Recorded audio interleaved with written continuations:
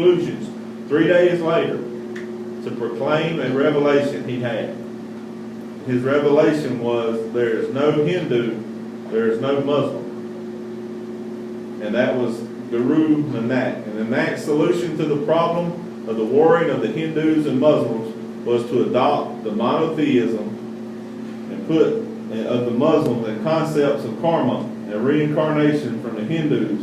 So the Sikhs are a monotheist, and they believe that in order to escape the endless wandering of the soul that happens as reincarnation, follows reincarnation, follows reincarnation, that means they can continue to be reincarnated, and that's how they achieve, or in their religion it says the devout Shikha can practice the 5 Ks, means to God, and we've already established that there are 23 million, most of them living in the Indian state of Punjab, though some have already migrated to this country, to Canada, to the UK, to Malaysia, and to Singapore.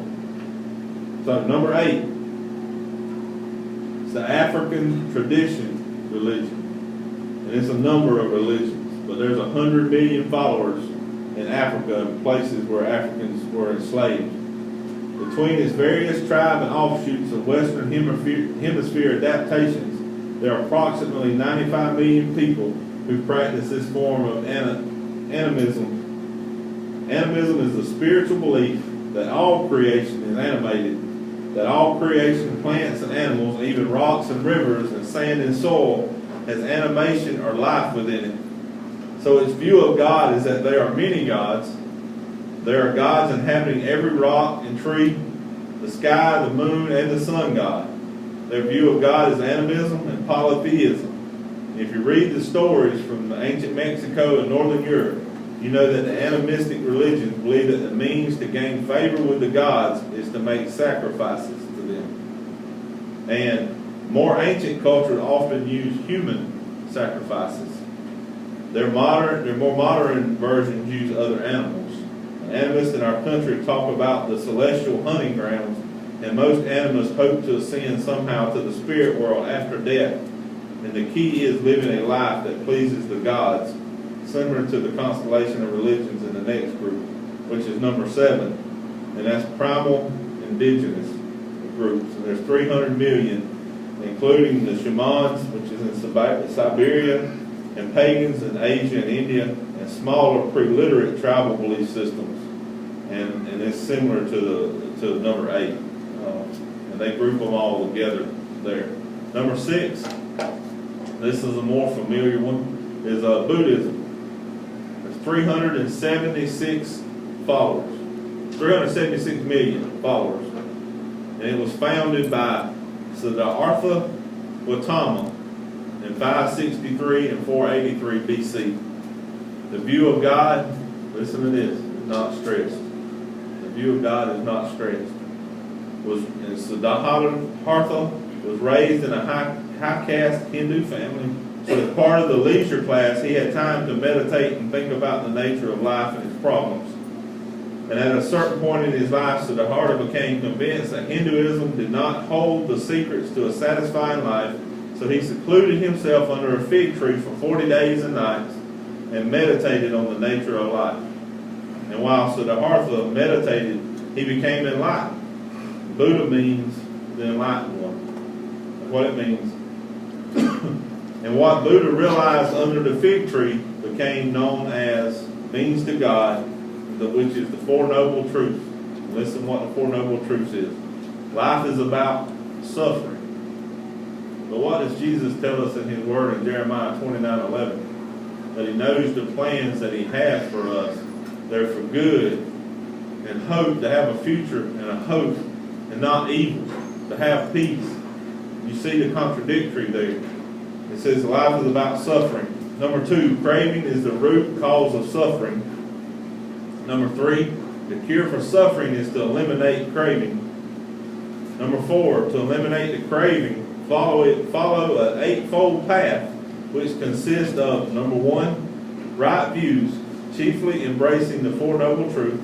Number 2, right resolve, being committed to renouncing all the pleasures of the senses so that you can detach yourself from the world and to learn and less. Number 3, right speech. No lying, slandering, or cruel words. Number 4, right behavior. No killing any living creatures. No stealing, no sexual misconduct. Number 5, right occupation. Seek gainful employment. Number 6, right effort. Strive to rid yourself of all bad qualities and seek human perfection. Number 7, right contemplation. Be alert and observant. Number 8, right meditation. Think deeply and regularly about detaching yourself from the world and its desires and temptations and entanglements. By following the eightfold path, you can achieve a oneness. Notice, not a oneness with God, a oneness with the universe. The universe that will leave you without detachment or hindrance. This was Buddha's system. Number 5,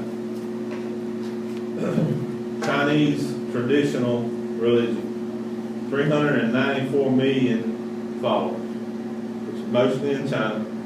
The founders were Lao Tse, or Cixi, 604 and 531 BC, then Confucius in 551 to 479 BC. The view of God, there's no particular deity, impersonal force, though Lao Tse did become venerated generations later. It means to God, not stressed, more of an ethical system than a religious one. Again, it's basically about self. It's about self. And it says most of these folks obviously live in China. And Lao Tse was the founder of Taoism, and Confucius founded Confucianism. Both are mostly concerned with how to live an honorable life by treating people well and venerating one's ancestors. So none of the major branches of this group really concerns itself much with God or the afterlife. Number 4, Hinduism. Followers, 900 million follow Hinduism. And it says Hinduism with 900 million followers, mostly India, holds 14% of the world's population. Founded in 1800 to 1000 BC, Hinduism doesn't have a founder. It's the largest and most interconnected expression of animism. So Hinduism developed in India over about 800-year period of time from the various tribal groups of India, sophisticated and codified their beliefs into a fairly uniform religion. Hindus believe that there is one uniform force in the universe called the Brahman. Luke Skywalker was taught to tap into this force in Star Wars. And that is the ultimate aim of every Hindu, to meld into the inanimate force of the universe, to be reabsorbed into the great cosmic unconsciousness. Hindus believe that the intimate force, which is God, and that's a little g, is in everything and is everything, so their religion holds a view of God that's called pantheism. Pan is a Latin word for all, and pantheists believe that God is in all things. So God is in the stage, and the stage is a part of God, as are we, and all living things and all dead things and all non-living things. So they believe that bottle Miss Jimmy is holding this, And it says all of the universe's force, matter, conscious and unconscious energy is being constantly recycled in a great flow called the transmigration of souls, or reincarnation, basically. Means to God, the transmigration of souls and reincarnation. That's their means to get to God, to continue to be reincarnated. So there is a force or energy or goodness in inanimate things, but more of it is in plants, and still more in animals, and still more in humans. At the top of the physical scale of force is the high caste Brahmin priesthood. So they can live well, but they just kind of go back. Feel like they go into the universe there. The view of the afterlife is nirvana, which means blown away. So their afterlife is where you lose all awareness and simply exist as a portion of the universe. That's what they believe. That's their the estimates are it takes about 600,000 lifetimes to achieve this state. With acceleration possible if you live each life well, and demotion probable because none of us gets it right every time. This is why cows and rats are venerated by Hindus, because they believe that these creatures are actually the spirits of their ancestors continuing to cosmically evolve. Harming their or eating them could cause you bad karma, so that you too could reincarnate as a lower life form in your next life. The various branches of the New Age movement all have their origins in this concept of reincarnation, with generally one exception, because Westerners tend to think in upperly mobile terms. We can't imagine going backwards, so the New Age movement has incorporated a philosophy to their brand of the transmigration of souls known as cosmic optimism. And its idea is that we move upward, never backward, like the originators of reincarnation thought was possible. So that's Hinduism. Number 3, secularism, non